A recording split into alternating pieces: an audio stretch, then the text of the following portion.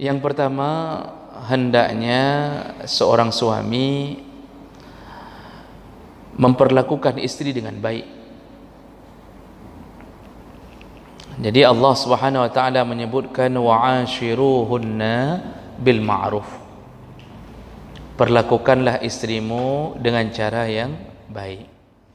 Insyaallah mulai malam ini kita masuk ke dalam pembahasan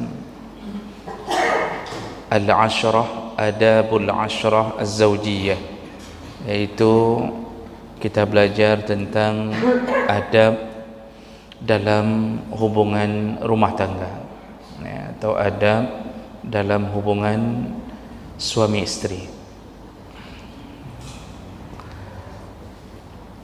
Jemaah maka Allah Subhanahu wa taala dalam surat Ar-Rum ayat 21 Allah menyebutkan wa min ayatihi an khalaqa lakum min anfusikum azwajan litaskunu ilaiha wa ja'alna bainakum al-mawaddata wa rahmah inna fi zalika la ayatin liqaumin yatafakkarun. Apa kata Allah? Di antara tanda-tanda kekuasaan Allah adalah Allah menciptakan dari dirimu sendiri pasangan hidupmu. Jadi Allah ingin mengatakan ini bukti kekuasaan Allah, bahwa pasangan hidup kita itu dicipta dari diri kita sendiri. Untuk apa Allah buat begitu? Kenapa tidak dicipta dari sosok yang lain? Kenapa dicipta dari tulang rusuk kita sendiri? Litaskunu ilaiha. Allah kasih tahu agar engkau merasa nyaman, sakinah. Taskun itu engkau merasa aman, nyaman dengan pasangan hidupmu sendiri. Lalu Allah ciptakan selain daripada sakinah, mawaddah wa rahmah. Jadi salah satu daripada kekuasaan Allah memberikan kenyamanan pada kita adalah kita diberikan jodoh yang berasal dari diri kita sendiri. Ini cocok dengan hadis Nabi sallallahu alaihi wasallam bahwa kata Rasulullah, perempuan itu khuliqat min dhila', perempuan itu dicipta dari tulang rusuk. Tulang rusuk siapa? Tulang rusuk dari Adam alaihi salam. Jadi dalam tafsir pun disebutkan, disepakati oleh para ulama bahwa perempuan itu dicipta dari tulang rusuk Adam. Dan ini kemudian menjadi sifat perempuan. Wa fi dhila' a'laha a'waj, perempuan itu bagaikan tulang rusuk. Tulang rusuk itu di atasnya bengkok. Kalau engkau fa in aqamtaha kasartaha, kalau engkau terlalu keras untuk meluruskannya maka patah. Tapi kalau engkau membiarkannya terus bengkok, dia tanpa pernah diluruskan, dia akan terus bengkok. Itu maksudnya, tidak pernah diluruskan, dia akan terus bengkok. Ini sifat perempuan, kalau dikeraskan patah, kalau dibiarkan bengkok. Maka harus ambil yang di tengah-tengah, jangan patah, jangan bengkok. Jadi sampai-sampai dapat pendapat-pendapatnya ke yang butuh waktu. Dan itu proses penciptaan dari tulang rusuk itu hanya pada awal penciptaan. Jadi bukan bermakna kita ini punya istri, lalu istri merasa bahwa tulang rusuk kita hilang satu, ada padanya. Kan muncul kalimat dari orang yang barang awam atau sedang jatuh cinta, dia mengatakan aku sedang mencari tulang rusukku, sehingga dia mendapatkan calon isteri, lalu dia mengatakan engkau dah tulang rusukku. Ini kesalahan dalam memahami proses penciptaan dari tulang rusuk itu hanya di awal penciptaan. Selanjutnya kita dicipta dari proses pertemuan antara pasangan hidup suami isteri. Jadi bertemunya antara sperma dan ovum. Tapi walaupun begitu, asal muasal kita itu seperti yang telah Allah gambarkan. Nah, lalu kenapa Allah memberi nama Hawa? Sebahagian ulama menyebutkan Allah memberi nama Hawa itu berasal dari kalimah hayyatun, hidup. Nah, jadi diambil menjadi nama Hawa karena Siti Hawa dicipta dari yang hidup.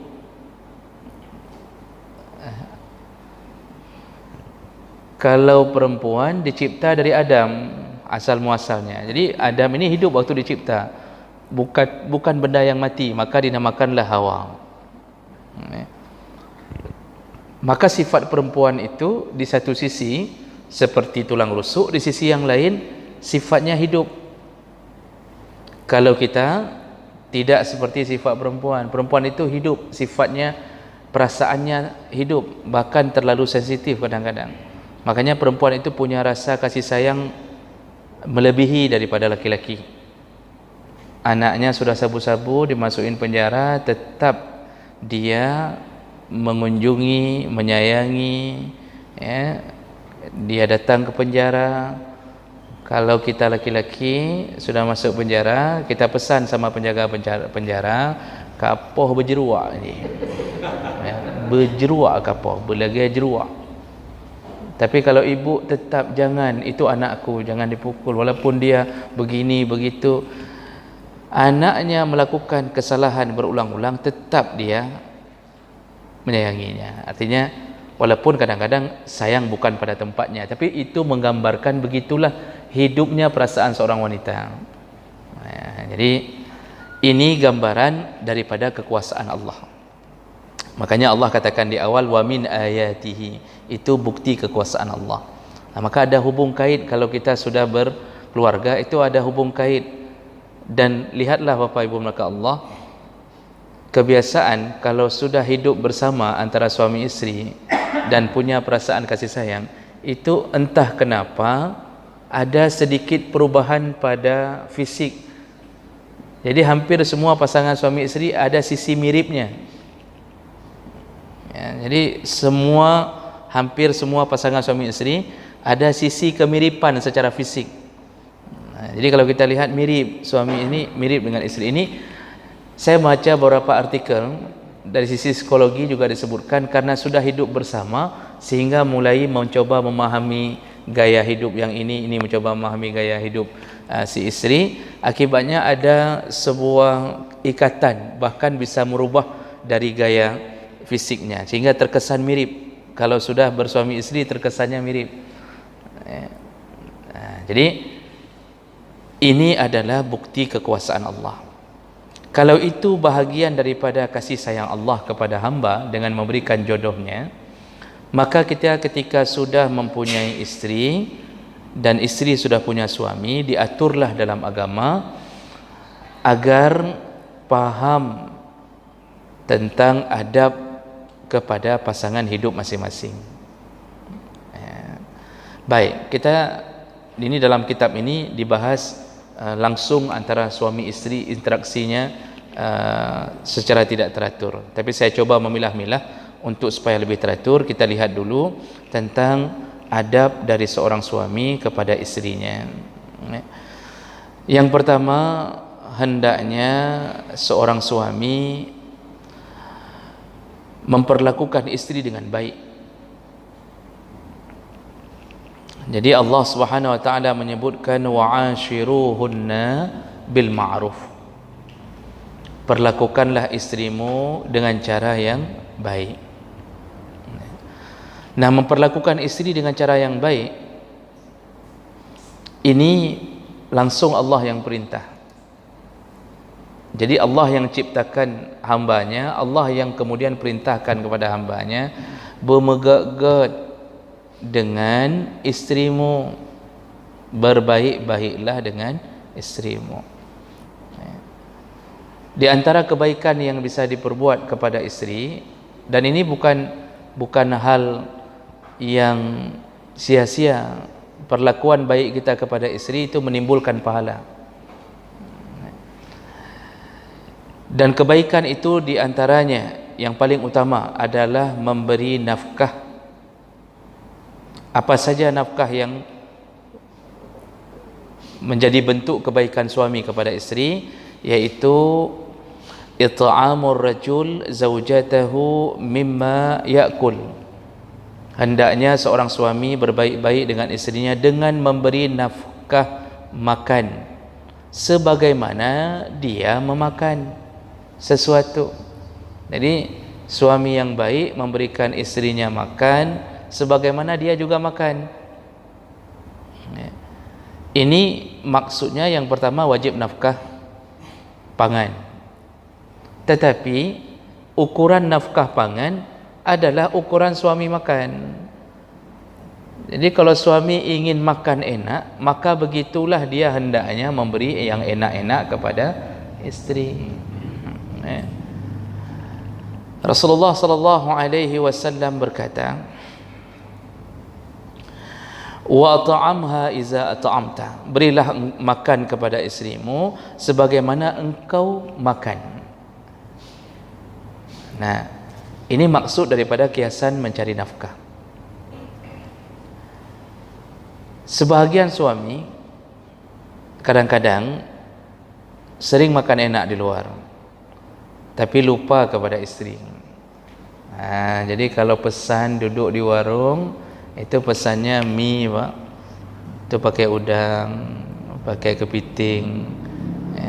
Tapi begitu disuruh bungkus, ni bungkus apa?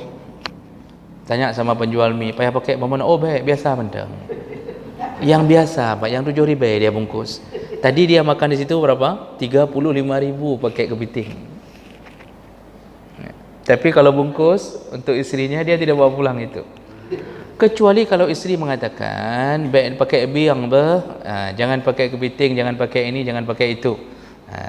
Itu sesuai permintaannya. Tapi istri pingin seperti apa yang dimakan suami, tapi suami tidak bawa pulang. Ini sudah cukup menunjukkan kita sebenarnya ada masalah dengan adab kepada Allah. Karena yang suruh berbuat baik adalah Allah. Jadi apa yang kita makan teringat ke istri. Ini kalau ke istri orang teringat, ke istri sendiri tidak teringat. Ini paling bahaya sifat ini. Traktir kawan yang tidak pernah melahirkan anak kita, itu teman sekantor nggak pernah melahirkan anak kita. Tapi kita muliakan orang yang tidak pernah berjuang untuk kita. Tapi orang yang berjuang untuk kita di masa awal pernikahan pun, yang bertahan, bersabar, memberi semangat, itu istri kita. Tapi yang kita muliakan orang yang berjumpa sebentar di kantor. Di rumah yang habis-habisan jaga anak kita, kita tidak peduli. Nah, ini yang perlu diperbaiki bagi sebahagian suami. Yang pasti suami yang di luar menasah ini. Karena saya yakin menasah ini insya-Allah terjaga, Allah jaga insya-Allah. Dari gaya senyum saja nampak orang saleh. Jadi bapak-bapak yang dimuliakan Allah Subhanahu wa taala, orang laki atau suami mencari nafkah, itu kata Rasulullah, setiap langkah yang dia keluar mencari nafkah berpahala di sisi Allah. Kalau dia benar-benar mencari nafkah karena Allah yang suruh, artinya dia merasa takut kalau dia tidak cari nafkah, takut diazab Allah. Jadi ketika kita keluar pagi menuju ke kantor, kita tahu kita akan lelah. Ini semuanya tercatat sebagai pahala, dan banyak hadis yang menyebutkan itu. Ada seorang sahabat melewati di depan Rasul. Rasul sedang duduk dengan sahabat yang lain dalam hadis, dan dia bekerja dengan rajinnya. Dia membawa peralatan untuk bekerja dengan rajinnya. Lalu ternyata sahabat yang duduk samping Rasul mengatakan, seandainya orang itu, dia tunjuk ke sahabat yang sedang melewati itu, karena rajin sekali cari nafkah. Lalu dia mengatakan, seandainya orang itu mau beribadah seperti dia mencari nafkah, sungguh besar sekali pahala. Ini kata sahabat samping Nabi. Lalu Rasulullah kemudian menegur orang sahabat ini dengan mengatakan, yang dia lakukan itu, yaitu mencari nafkah untuk anak dan istrinya, itu pahalanya besar sekali. Jadi Rasulullah ingin mengatakan termasuk bahagian ibadah, yaitu mencari nafkah. Nah, cuma kadang-kadang orang hari ini terlalu rajin mencari nafkah, sangat cinta pada anak isteri, tapi lupa untuk mengabdi kepada Allah, sehingga tidak solat zuhur. Jadi dengan alasan cari nafkah, elong ada masalah. Yang penting isteri senang, anak senang. Dia capek, betul, niatnya bagus, tapi dia lupa untuk beribadah kepada Allah, sehingga dia tinggalkan solat zuhur. Mohon maaf, coba lihat Pak, sebahagian supir itu Masya Allah warawiri cari nafkah. Tidak semua supir, ada yang saleh, tapi sebahagian itu warawiri cari nafkah, itu rajin sekali untuk anak isteri, bawa pulang, baiknya dengan anak isteri, tapi tidak pernah solat di tengah jalan. Jangankan yang diberi keringanan, jangankan yang diwajibkan sesuai waktunya, diberi keringanan oleh Allah bisa 2 rakaat qasar saja dia tidak mau lakukan. Tapi untuk anak isteri dia baik sekali. Padahal kalau dibandingkan mana lebih utama? Lebih utama kepada Allah.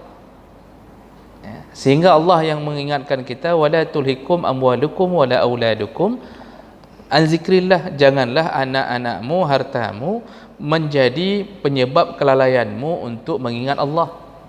Itu sudah lalai, itu gara-gara cinta istri, cinta anak, tapi lalai. Jadi maksudnya dengan Allah lebih utama.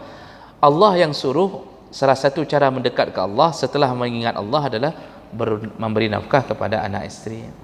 Dalam hadis yang lain Rasulullah mengatakan, satu suapan yang dimakan oleh istri dari hasil nafkah yang kita cari, satu suapan itu berpahala, bukan satu genggam nasi, satu suapan. Sabo'am, satu suapan dihitung pahala untuk suami. Maka ibu-ibu yang banyak makan itu tahu diri dia memberi pahala untuk suami. Jadi dia makan, dia ini sedang memberi pahala ke suaminya. Jadi sampai begitu penghargaan Allah terhadap nafkah yang dicari oleh seorang suami. Jadi oleh karena itu semangatlah bapak-bapak mencari nafkah. Mencari nafkah itu tidak mesti harus dengan banting tulang. Asal kita tahu caranya, tidak ada masalah. Mungkin kita sudah punya rumah kos sekitar 20 pintu, kita sudah punya kebun sawit 5 hektar, kita duduk-duduk di rumah, itu juga cari nafkah. Berarti cara kita pintar dalam mencari nafkah, kita buat menjadi modal utama. Tidak harus tiap hari banting tulang keluar dari rumah, tidak harus. Yang penting nafkah untuk anak, untuk istri itu ada. Nah, batasannya berapa?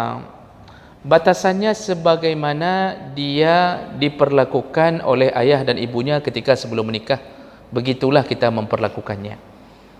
Artinya asal bisa makan, walaupun tidak mewah, asal bisa makan, tidak harus mewah, itu sudah dianggap kita laki-laki atau suami yang baik.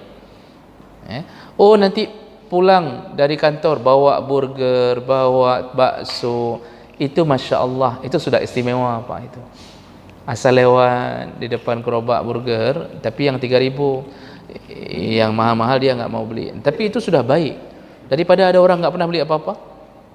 Itu sudah baik, dia beli bungkusan, 1 bungkus mie segala macam, itu sudah baik, itu istimewa. Ibu-ibu berbahagialah kalau punya suami yang selalu mengingat-ingat istrinya dari manapun dia berada. Berbahagialah seorang istri, karena tidak semua suami punya sifat seperti ini. Nah, jadi ini diantara kebaikan suami, dan ini adab suami kepada istrinya. Kemudian diantara ma'ruf atau kebaikan yang disuruh Allah adalah kiswatuz zaujah mimma yalbas, berilah pakaian kepada istri sebagaimana engkau memakai pakaian.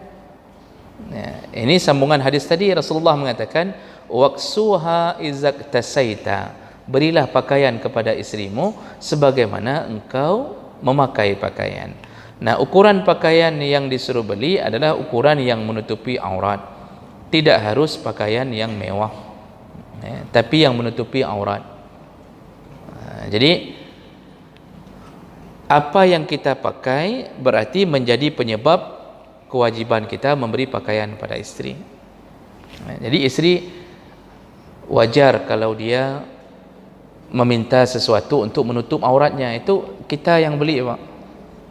Jadi bukan ketika isteri minta, bang nak beli jilbab sabah, nak beli baju gamis, lalu kita mengatakan kan ada masih uang mahar hari itu, beli sendiri aja, kenapa?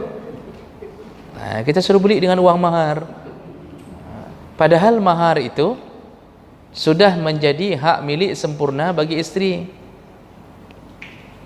Isteri tidak ada kewajiban apapun untuk membelanjakan uang maharnya. Kalau dia mau bantu suami, itu isteri yang baik. Tapi kalau kita masih punya harta, maka tidak ada hak bagi isteri untuk membeli pakaiannya sendiri. Jadi yang beli pakaian untuk isteri siapa? Kita yang beli. Ukurannya adalah dia bisa tutup aurat dengan pakaian yang kita beli. Cuma kadang-kadang ada orang yang berlebihan, artinya membeli pakaian yang standarnya standar mewah, padahal itu tidak butuh. Nah, gaya hidup orang-orang kaya kadang-kadang lupa dengan makruhnya tabzir. Tapi dalam pakaian disebut israf, bukan tabzir. Kalau tabzir, mubazir itu membelanjakan sesuatu yang tidak perlu, disebut mubazir. Tapi israf membelanjakan sesuatu yang perlu tapi berlebihan. Sama seperti orang wudu.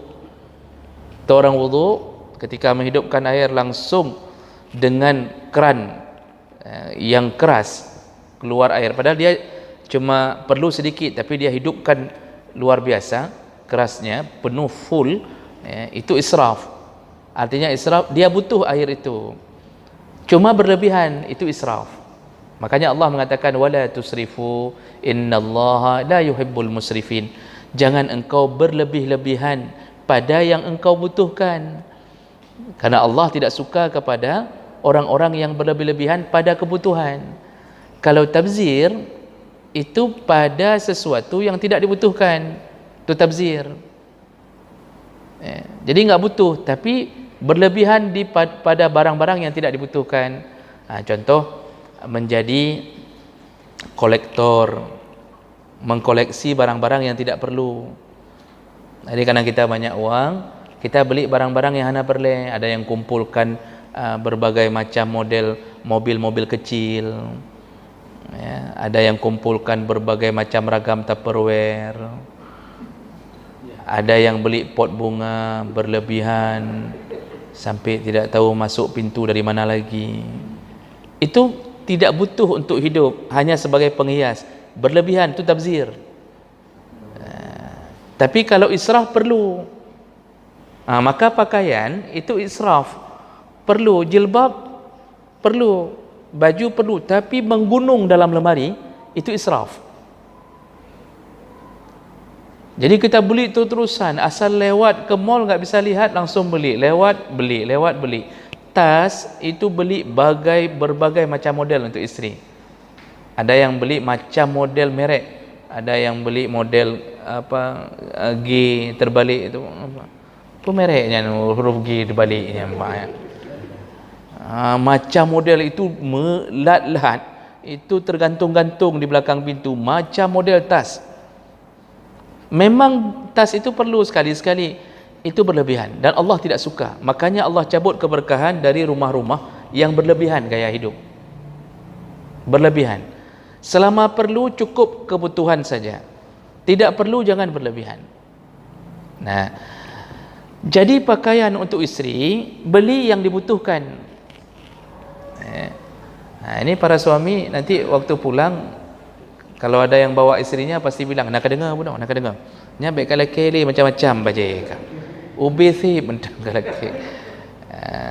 Jadi paling kurang sekali hidup sekali hari raya satu baju itu sudah masih bisa dimaklumi, paling kurang. Artinya kalau dia ganti ada baju yang lain. Dan itu tidak mesti mahal, yang penting ada. Yang penting ada. Karena isteri selama ini kadang-kadang begitu dibisikkan oleh tetangga, ya, hai baje kang, ke sat ka belau baje deku. Kang ka belau yang gat bacut. Pantang dibisikkan sama tetangga suruh beli, yang paling pening suami. Sebelum dia kenalan sama tetangga itu, istrinya sederhana hidupnya. Begitu kenalan sama tetangga itu hancur hidup. Makanya hati-hati berkenalan dengan tetangga yang materi sekali. Terlalu banyak dia membisikkan sesuatu. Itu dia bilang misal masak kompor, model kompor kayak gitu, itu kan kompor bikin susah itu. Beli yang kompor tanam. Kompor biasa 300.000 Pak, kompor tanam 2,5 juta. Gara-gara pulang dari rumah tetangga terpaksa kita tanam dia dalam kompor, ya. Mepep-pep neblo yang tanamnya itu, dapur dulu dia terima, ya, dapur dia terima apa adanya, paling pakai meja 2 biji, taruh tempat kompor, taruh ini bumbu, dia terima. Semenjak bergaul dengan tetangga materi ini, diusulkan macam-macam Pak. Pulang mepep-pep harus buat yang model granit, kanan kiri, lalu taruh kompor harus yang tanam. Sudah ditanam nggak bisa keluar api karena terlalu dalam. Macam model kejadian. Nah, ini yang perlu kita fahami di sini. Yang penting suami tahu diri bahwa yang kasih pakaian ke isteri adalah suami, bukan disuruh beli sendiri dengan uang maharnya. Uang mahar itu simpan baik-baik, Ibu. Kalau dia kerja, tetap yang wajib nafkah kita, ya. Isteri kerja, ini menarik, ininya. Isteri kerja, bolehkah suami mengatakan kepada isteri, pengro kena go, aduh kayu belau baklung ke belau ke. Dari awal menikah sudah begitu memang. Nah, apakah benar seperti itu? Kalau dia ingin beli lebih dari ukuran pakaian wajib, itu terserah dia. Tapi yang pakaian wajib yang dia tutup aurat untuk keluar, itu tetap tanggungjawab suami. Tetap tanggungjawab suami. Termasuklah pakaian, yaitu pakaian yang menghiasi kulit, tubuhnya, make up, makeup itu siapa yang tanggung jawab? Suami Pak. Make upnya yang urusan suami. Selama suami ini membutuhkan dari istri untuk berhias agar dia tertarik kepada istri. Kadang-kadang sebagian suami cuma mengusulkan saja, kah belagak ke bacuan, belage artis, dia minta begini sambil dia tonton, dia bilang tu lihat, coba lihat, itu cantiknya kayak gitu, benarlah membelak-belak sedikit, ini bermirah bacut, macam-macam dia usulkan ke isterinya. Ya. Jadi begitu dia sudah usulkan itu, ketika isteri meminta dibelikan make up, dia mengatakan kau pakai botimon, disuruh pakai botimon, disuruh iris-iris Pak, you dipek-dipek. Model dulu kan ada itu yang bedak putih itu, bedak bulat-bulat itu Pak, itu kayak hantu belau itu dibungkus, itu disuruh pakai. Tadi dia minta make up lah, berhiaslah segala macam. Nah, kecuali suami memang tidak punya harta seperti kata Bapak tadi, ini istri ya berusahalah menyenangkan suami dengan kemampuan dirinya sendiri, ya. Tapi intinya termasuklah pakaian yang harus kita beli kepada istri adalah untuk dia menghiasi diri. Tapi kalau perhiasan itu dia nampakkan kepada suaminya. Jadi kadang-kadang sebagian istri sesudah dibelikan make up oleh suami, dia bukan berhias untuk suaminya, tapi berhias untuk suami orang. Ini juga kesalahan yang terjadi. Kalau untuk suami sendiri, Masya Allah, di rumah Pak, meklutuh, betul itu. Saya mau bilang itu juga, meklutuh. Artinya, meklutuhnya itu, apa bahasa Indonesia meklutuh? Semak, Pak. Bersemak. Tapi kalau untuk keluar, acara orang, acara di kantor, acara walimah, Masya Allah, luar biasa. Merah, Pak. Sampai di sini merahnya, lagi muluh pepak jang, lagi mulus ditabrak jaring itu, merah macam model. Tapi untuk suami sendiri itu tidak, dia tidak memperlakukannya seperti dia memperlakukan kepada orang lain. Ini kesalahan juga yang paling banyak. Jadi yang mau kita kasih tahu dulu, di antara kebaikan suami yang Allah suruh adalah beri pakaian kepadanya, beri dia fasilitas untuk cantik, sebagaimana kita juga berharap darinya kecantikan tersebut.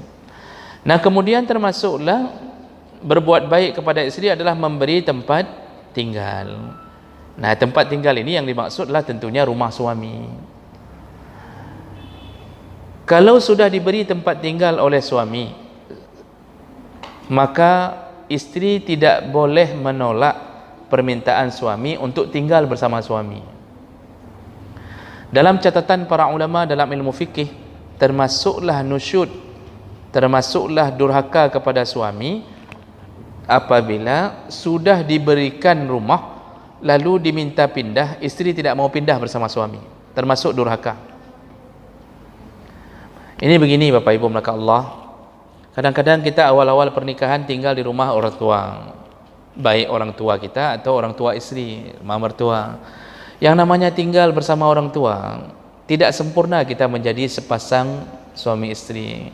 Artinya kita tetap dianggap anak dalam segala segi, nggak bisa ngatur diri sendiri, ya. Kita masih satu dapur bersama.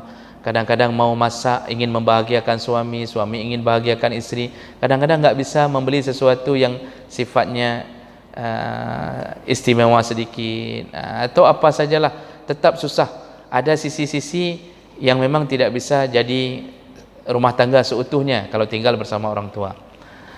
Nah, di saat itu mungkin suami berpikir nyota sewa rumah. Jadi rumah yang dimaksud untuk diberi nggak mesti rumah beli, tapi yang dimaksudlah istri bisa tinggal di rumah tersebut. Itu kewajiban suami, baik dibeli maupun disewa. Yang penting istri ada tempat tinggal bersama suami, baik tipe 36 maupun tipe 45. Itu tidak penting, yang penting suami beri tempat tinggal kepada istri. Kalau sudah diberi tempat tinggal, karena suami mungkin merasa tidak nyaman tinggal bersama orang tua, di saat itu dia mengajak istrinya, kita pindah saja ke rumah sewa, walaupun kecil kan, tapi kita bisa atur diri kita sendiri. Lalu istri nyaut, bang, kalau itu yang abang minta, mohon maaf, saya tidak akan tinggalkan rumah orang tua ini. Lalu suami kecewa. Di saat seperti itu, maka para ulama sepakat mengatakan istri ini termasuk golongan nusyud, durhaka kepada suami. Kalau diajak berulang-ulang tidak mau tinggal, maka termasuk salah satu syarat, salah satu sebab yang dibolehkan untuk menceraikan istri. Kalau diajak, hai dah tinggal rumah hijih menteng, hino karu dah sabi-sabi. Karena biasanya ribut kalau ditinggal orang tua. Ributnya hal-hal sederhana, nggak enak, nggak ribut lisan, ribut di belakang, artinya saling mengeluh segala macam. Lalu suami ngajak pindah, dia tidak mau. Ini termasuk kedurhakaan pada suami. Suami sudah berusaha untuk memberi tempat tinggal, tapi istri tidak mau tinggal. Nah, kecuali diberi syarat, saya baca dalam kitab, kecuali diberi syarat di awal perkawinan dan suami sudah menyetujui syarat itu. Di saat itulah suami tidak bisa memaksa istri untuk tinggal di rumahnya sendiri. Misal syarat dari istri, saya terima lamaranmu, tapi dengan satu syarat, kata istri, kita tetap tinggal di rumah mamak, karena mamak tinggal sendiri, nggak ada lagi, ayah sudah almarhum. Dan suami menyanggupi syarat itu di awal perkawinan, kajian. Kadang-kadang sebagian suami berfikir begini, alah, dah po'e aja dah huruf melikut. Itu po'e dah juga, tapi di mulutnya dia menyetujui syarat dari istri. Syarat itu berlaku, Pak. Dalam kitab-kitab Syafi'i disebutkan dalam bab nikah, apapun yang disyaratkan oleh istri dan disetujui oleh suami, selama syarat itu tidak melawan Allah, maka suami tetap wajib taat pada syarat yang telah dia setujuinya sendiri. Maka di saat seperti itulah istri tidak dianggap nusyud kalau itu menjadi syarat di awal perkawinan. Sehingga suami bilang, dek, kau nggak mau pindah, kan sudah janji dulu di awal perkawinan bahwa kita tetap tinggal di sini karena saya harus pelihara mamak nggak ada lagi ayah, karena macam. Itu tidak dianggap nusyud kalau sudah mendapatkan syarat di awal perkawinan. Jadi yang tujuan kita sebagai suami, yang penting beri tempat tinggal. Nah, tempat tinggal itu sampai kapan berlaku?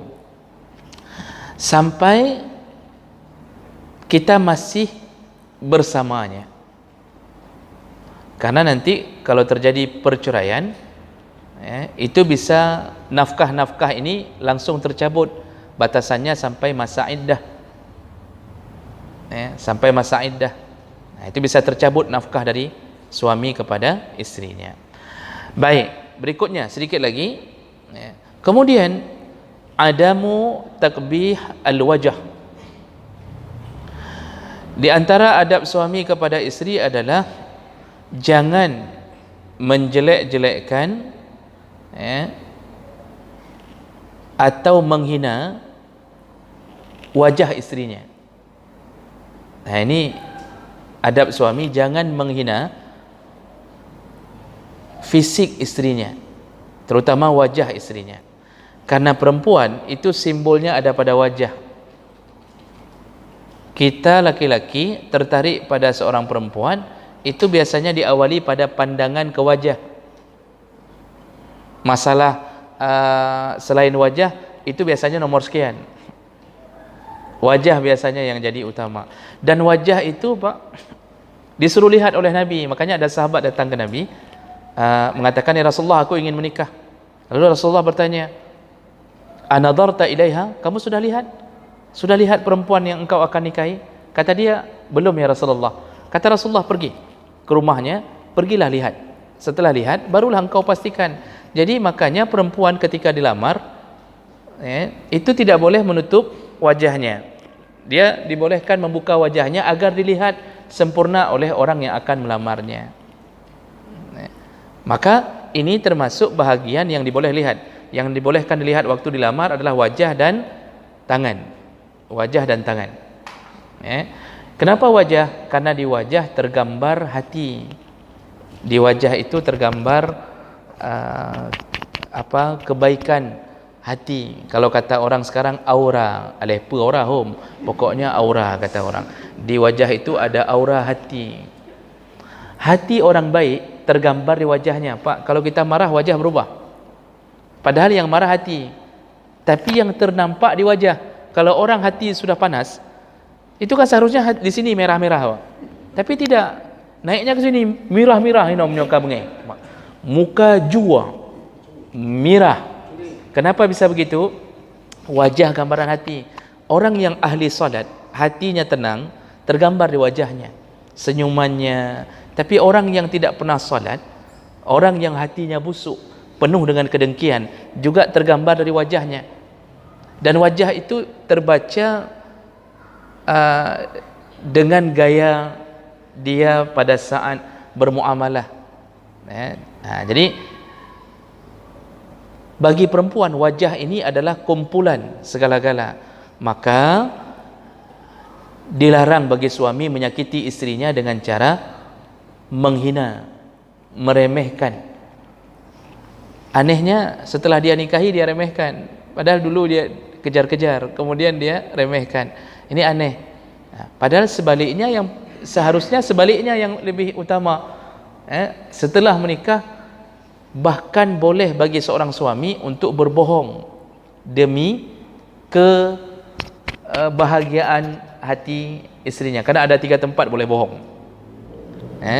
Bohong dilarang di semua tempat kecuali pada 3 tempat. Ketika di medan perang, panglima perang boleh berbohong kepada anak buahnya dengan memberi semangat, "Be ke nyan anak abi-abi mandum lawan kita itu," kata dia. "Itu semuanya kecil tu, mudah." Ternyata yang datang, Pak, ubeberaya tu. Anak buah sudah semangat, diberi itu dibolehkan bagi panglima perang. Kemudian boleh berbohong ketika mendamaikan orang yang sedang bersengketa, dibolehkan mengatakan dia sudah pingin baikan, dia sudah pakai anaknya. Asal jangan ketahuan saja, karena kalau ketahuan lebih parah lagi marahnya nanti.